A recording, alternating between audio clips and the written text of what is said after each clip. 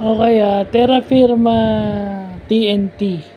So, siyempre, obviously, panalo yung TNT sa game na to kasi unang-una wala pang panalo yung TNT, yung Terra Firma. Why? It's obvious. Poor defense. Tingnan nyo, pag naagawan sila ni Jason Castro, walang transition defense.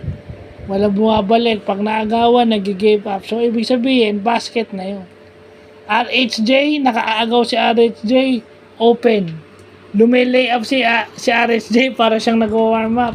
Wala man lang umaharang sa kanya. Okay? Yung rebounding din ng TNT was very obvious.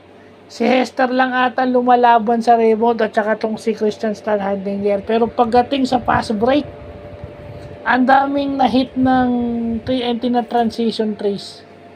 Karamihan ng TNT na tumira, yung player ng TNT, whether from 4 points and 3-point region pumasok. Puro open trees, open 4-point shots. So, paano mo sila tatalunin kung puro open yung kanilang mga tira? Siyempre, nasa PBA ka, maiwangan libre, so kumpiyansa yung player tumira. They are supposed to knock down open shots. So, ganun yung nangyari.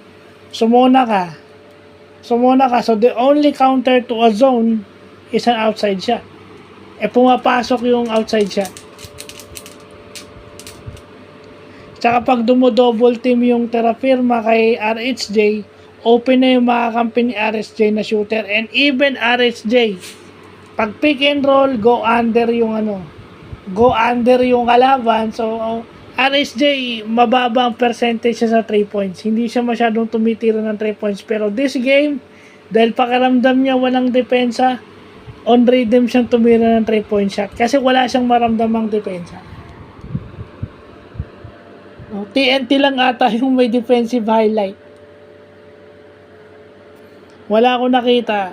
Maliban kay Antonio Hester na yung lumaban siya sa rebound, wala akong nakitang defensive highlight for Terra Firma. Puro offense. At saka na ankle breaker pa nga ni Kim Aurin si Stanley Pringle. Laking adas yan. Malaking adas siya si Kim. So, swerte may highlight na siya. Pinapangarap lang namin dito yan. Pero at least meron nang nasa PBA para sa amin. So, yun lang po.